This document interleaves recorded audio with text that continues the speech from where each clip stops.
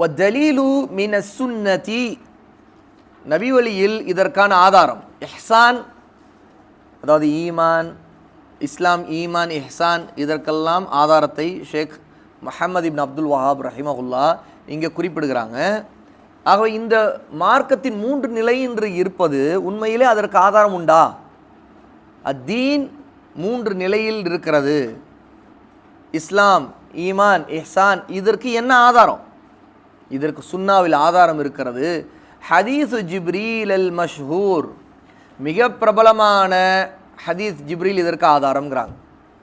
ஜிப்ரீல் அலைஹிஸ்ஸலாத்து வஸ்ஸலாம் மனித வடிவத்தில் எடுத்து ரசூலுல்லாவிடம் வந்து கேள்வியில் கேட்ட ஹதீஸை தான் இங்கே சொல்லப்படுற ஹதீஸ் ஜிப்ரீல். அது மஷ்ஹூர், அதாவது மிக பிரபலமான எல்லாரும் அறிந்த ஒரு ஹதீஸ் தான், அதுதான் ஆதாரம்.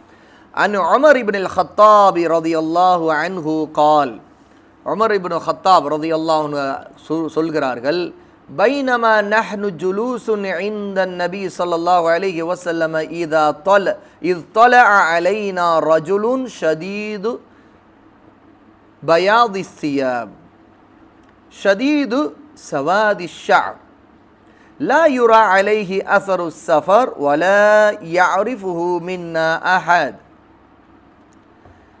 உமர் இப்னு கத்தாப் சொல்கிறாங்க, நாங்கள் அல்லாஹ்வின் நபி ஸல்லல்லாஹு அலைஹி வஸல்லம் அவர்களுக்கு முன்னிலையில் உட்கார்ந்திருந்த போது ஒரு மனிதர் அந்த இடத்திற்கு வந்தார். ஒருத்தரை பார்க்குறாங்க, அவர் நல்ல வெண்மையான நிறம் உள்ள ஆடை உடுத்தியிருந்தார். அவருடைய முழு ஆடை சியாப் வெள்ளை வெள்ளையென்று இருந்தது. அவருடைய முடி நல்ல கருகருன்னு இருந்தது.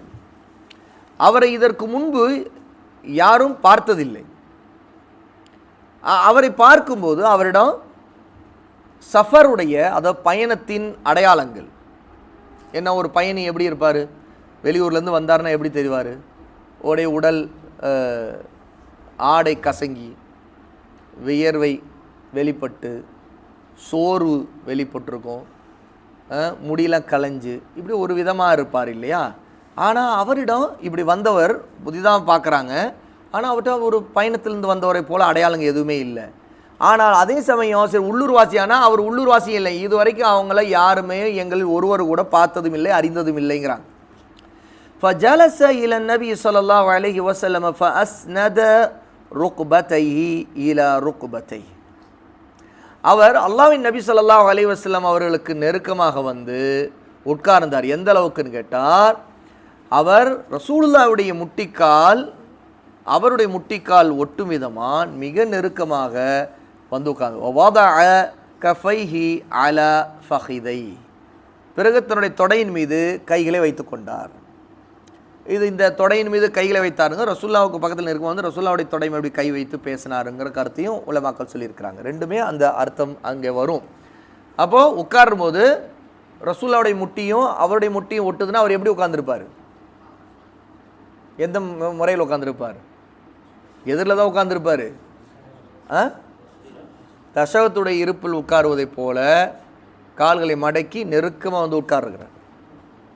சம்மணம் போட்டு உட்காரல, தஷஹத்தில் இருப்பில் உட்காரும்போது இப்படி உட்காருவோம் இல்லையா, அதுபோல் கால்களை மடக்கி வைத்து முட்டியோட முட்டி நெருக்கும் விதமாக அவ்வளோ நெருக்கமாக வந்து உட்கார்றார். பிறகு கைகளை தொடையின் மீது வைத்து கொண்டார். வகால யா முஹம்மத் அக்பிர்னி அனில் இஸ்லாம், பிறகு சொன்னார், முஹம்மதே எனக்கு இஸ்லாமை பற்றி எடுத்து சொல்லுங்கள். ஃபகால, ரசூலுல்லாஹ் சொன்னாங்க, அன் தஷ்ஹத அல்லா இலாஹ இல்லல்லாஹ் வ அன்ன முஹம்மது ரசூலுல்லாஹ் வ துகீம ஸலாத வ துஅதிய ஸகாஹ் வ தஸூம ரமதான வ தஹுஜ்ஜல் பைத இன் இஸ்ததஅத இலைஹி சபீலா. இஸ்லாம் என்றால் நீங்கள் வணங்குவதற்கு தகுதியான இறைவன் அல்லாஹ்வை தவிர யாரும் இல்லை என்று சாட்சி கூற வேண்டும். முஹம்மது ஸல்லல்லாஹு அலைஹி வஸல்லம் அல்லாஹ்வுடைய ரசூல் என்று சாட்சி சொல்ல வேண்டும். 5 வேளை தொழுகை நிலைநாட்ட வேண்டும், ஜக்காத் கொடுக்க வேண்டும், ரமதானுடைய மாதத்தில் நோன்பு வைக்க வேண்டும், சக்தி இருந்தால் அல்லாஹ்வின் இல்லம் காபாவை ஹஜ் செய்ய வேண்டும். கால சதக்த, இதை கேட்டுவிட்டு வந்தவர் என்ன சொல்கிறார், அவர் நீங்கள் உண்மையைத்தான் சொன்னீர்கள்னு சொன்னார். அவர் கேள்விக்கு பதில் தெரியாட்டி தானே கேட்டிருப்பார். உண்மையைத்தான் சொன்னீங்கன்னா அப்போ பதில் தெரியுது இல்லையா, அப்புறம் ஏன் கேட்டார்? இதுதான் இப்போ கேள்வி பாருங்க. ஃபஅஜப்னா லஹு யஸ்அலுஹு வ யுஸத்திகுஹு. உமர் சொல்றாங்க, நாங்கள் ஆச்சரியப்பட்டோம், அவரே கேள்வியும் கேட்கிறாரு, அவரே உண்மைப்படுத்தவும் செய்கிறார். அதாவது அந்த பதில் சரிதான் உண்மைப்படுத்த, அப்போ அவருக்கு விடை தெரியுது, ஏன் அப்போ கேட்குறாரு அப்படின்னு நாங்கள் ஆச்சரியப்பட்டோம். கால அப்புறம் பிறகு அவர் கேட்டார், அஹ்பிர்னி அனில் ஈமான், ஈமானை பற்றி எங்களுக்கு எனக்கு சொல்லுங்கள்னு கேட்டார். கால ரசூலுல்லாஹ் சொன்னாங்க, அன் துக்மின பில்லாஹி வ மலாயிகத்திஹி வ குதுபிஹி வ ருசுலிஹி வல் யௌமில் ஆஹிர் வ துக்மின பில் கதரி கைரிஹி வ ஷர்ரிஹி. நீங்கள் அல்லாஹ்வை கொண்டும் அவனுடைய மலக்குகளை கொண்டும் அவனுடைய வேதங்களை கொண்டும் அவனுடைய ரசூல்மார்களை கொண்டும் இறுதி நாளை கொண்டும் நம்பிக்கை கொள்ள வேண்டும், இன்னும் விதியின் நன்மை தீமையை கொண்டும் நீங்கள் நம்பிக்கை கொள்ள வேண்டும் என்று சொன்னார். ரசூலுல்லாஹ் சொல்கிறாங்க, கால சதக்த, திரும்ப அவர் சொல்கிறார், நீங்கள் உண்மை தான் சொன்னீங்க, சரியாக தான் சொன்னீங்க அப்படிங்கிறார். கால அஹ்பிர்னி அனில் இஹ்சான், எனக்கு இஹ்சானை பற்றி எடுத்து சொல்லுங்கள் என்று அவர் கேட்கிறார். கால ரசூலுல்லாஹ் சொன்னாங்க, அன் தஅபுதல்லாஹ கஅன்னக தராஹு ஃபஇன் லம் தகுன் தராஹு ஃபஇன்னஹு யராக். நீங்கள் அல்லாஹ்வை அவனை பார்ப்பதை போல வணங்க வேண்டும், இல்லாவிட்டாலும் அல்லாஹ் உங்களை பார்க்கின்றான் என்று ரசூலுல்லாஹ் சொன்னாங்க. கால அதற்கு அடுத்து அவர் திரும்ப கேட்கிறாரு, அஹ்பிர்னி அனிஸ்ஸாஅ, மறுமையின் நேரத்தை பற்றி எனக்கு சொல்லுங்கள். ரசூலுல்லாஹ் சொல்றாங்க, கால மல் மஸ்ஊலு அன்ஹா பிஅலம பினஸ்ஸாயில், கேள்வி கேட்பவர் கேட்கப்படுவோரை விட அதிகம் அறிந்தவர் அல்ல. அதாவது தமிழாக்கத்தை இன்னும் திருத்தி சொல்லணும், கொஞ்சம் மாறி இருக்குதுன்னு நினைக்கிறேன். அதாவது கேட்கப்படுபவர் கேட்பவரை விட அதிகம் அறிந்தவர் அல்ல என்று சொல்ல. இதான் சரியான கருத்து, கொஞ்சம் மாற்றி சொல்லிட்டேன். கேட்கப்படுபவர் யாரு? ரசூலுல்லாஹ். கேள்வி கேட்பவர் வந்திருக்கிறவர். ரசூலுல்லாஹ் சொல்றாங்க, கேட்கப்படுகிறவர் கேட்பவரை விட அதிகம் அறிந்தவர் அல்ல அப்படிங்கிறாங்க. எதை பற்றி கேட்குற கேள்வி அது? மறுமையின் நேரம் எப்போது, மறுமை நாள் எப்போது, அந்த நேரம் எப்போது வரும் அப்படின்னு கேட்குறாங்க இல்லையா? ரசூலுல்லாஹ் என்ன சொல்கிறாங்க? கேட்கப்படுகிறவர், அதாவது நான் கேட்போரை விட அதிகம் அறிந்தவர் அல்ல, கேட்கின்ற உங்களை விட அதிகம் அறிந்தவர் அல்ல. அப்படின்னா இதுக்கு என்ன அர்த்தம்னு கேட்டால், உங்களுக்கு தெரியாது இல்லையா, அது போலத்தான் எனக்கும் தெரியாதுன்னு அர்த்தம். ஏன்னா உங்கள் தெரிந்த அளவு என்ன, மறுமை எப்போதும் தெரியாது இல்லையா? அப்போ அதை விட அதிகமாக நான் அறியலை அப்படின்னா என்ன, அந்த அளவுக்கு தான் தெரியும். அதாவது மறுமை எப்போதுங்கிற தெரியாதுங்கிற அளவுக்கு நீங்கள் அறிந்திருக்கீங்களே, அதே போல் தெரியாதுங்கிற அளவுக்கு தான் நான் அறிந்திருக்கிறேன், அதை விட அதிகமாக அறியலை. அதாவது மறுமை எப்போதுன்னு எனக்கு தெரியாது, இதுதான் அது கருத்து. அதனால் கேட்கப்படுகிறவர் கேட்பவரை விட அதிகம் அறிந்தவர் அல்ல, அவ்வளோதான் தெரியும் இப்படின்னு ரசூல் ஸல்லல்லாஹு அலைஹி வஸல்லம் பதில் சொன்னார். கால அஹ்பிர்னி அன் அமாராத்திஹா, அந்த மறுமையின் அடையாளங்களை பற்றி எனக்கு சொல்லுங்களேன் என்று கேட்டார். அன் தலிதல் அமது ரப்பதஹா வ இன் தரல் ஹுஃபாத்தல் உராத்தல் ஆலத ரியாஷாய் யததாவலூன ஃபில் புன்யான். ரசூலுல்லாஹ் சொல்றாங்க என்னன்னா, மறுமையின் அடையாளங்களில் ஒரு அடிமை தன் எஜமானியை பெற்றெடுப்பாள். ஒரு பெண் தன் எஜமானியை பெற்று, இவளே அடிமை, ஆனால் தன்னுடைய எஜமானி அவள் பெற்றெடுப்பாள். என்னது செருப்பு அணியாத நிர்வாணிகளாக இருக்கக்கூடிய, அதாவது ஆடை இல்லாத ஒரு நிலையில் இருக்கக்கூடிய, ஏழ்மையில் இருக்கக்கூடியவர்கள், ஆடுகளை மேய்த்து கொண்டிருப்பவர்கள் கூட உயரமான கட்டடங்களை எழுப்புவதை நீங்கள் காண்பீர்கள். அதாவது வசதி அவ்வளோ பெருகிடும்.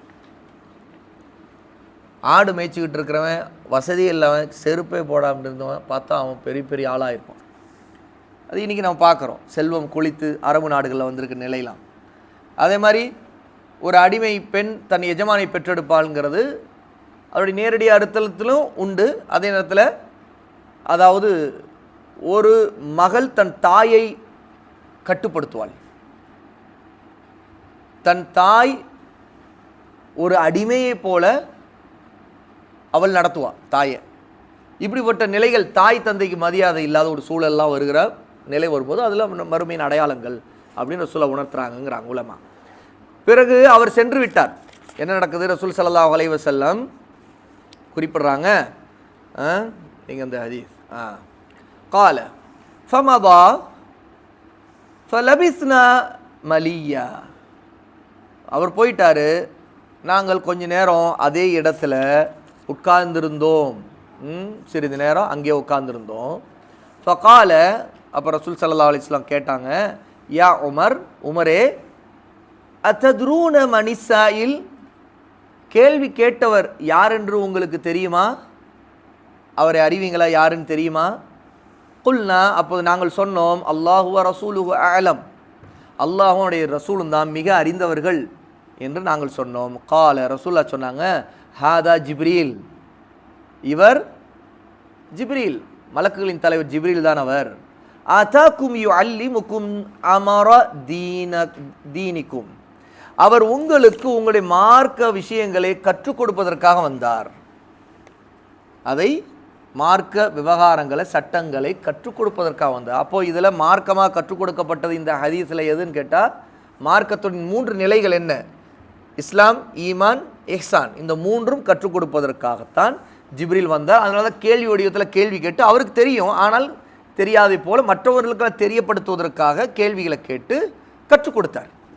ஆகவேதான் உலமா சொல்லுவாங்க, ஒருவருக்கு கேள்விக்கான விடை தெரிந்தாலும் மற்றவர்களுக்கு அது தெரியப்படுத்த வேண்டும், அதற்கான விடைங்கிற தேவை வரும்போது அவர் கேள்வியை கேட்டு விடையை மற்றவோட பெற வைக்கலாம், அடைய வைக்கலாம் அப்படிங்கிறாங்க. சஹீஹ் முஸ்லீமில் இந்த ஹதீஸ் இடம்பெறுது, 8வது ஹதீஸ். ஆக இந்த ஹதீஸ் ஒரு மிகப்பெரிய ஹதீஸ். ஜிப்ரீல்ங்கிற இதுதான் ஆதாரம். மார்க்கத்தில் இந்த 3 நிலைகள் இருக்குதுங்கிறது. அப்போ இதிலிருந்து நாம் தெரிந்து கொள்ளணும், இஸ்லாம், ஈமான், இஹ்சான், ஒருவர் இஹ்சானுடைய நிலையை அடைவதற்கு முயற்சி தொடர்ந்து செய்துக்கிட்டே இருக்கணும், நன்மையை செய்யக்கூடிய நிலை. அப்போது இஸ்லாமுடைய கடமைகளை ஒருத்தர் அடிப்படையை நிறைவேற்றணும், அது 5 கடமைகள். ஈமானுடைய விஷயங்களையும் அவர் உறுதியாக நம்பிக்கை கொள்ளணும். இதில் தன்னுடைய அந்தஸ்தை அல்லாஹ்வோடு உயர்த்தி கொண்டு உண்மையான இஹ்சானை அடையணும். அதுதான் இஸ்லாம், ஈமான், இஹ்சான்கிற நிலைகள் அப்படிங்கிறத பார்த்துக்கிறோம்.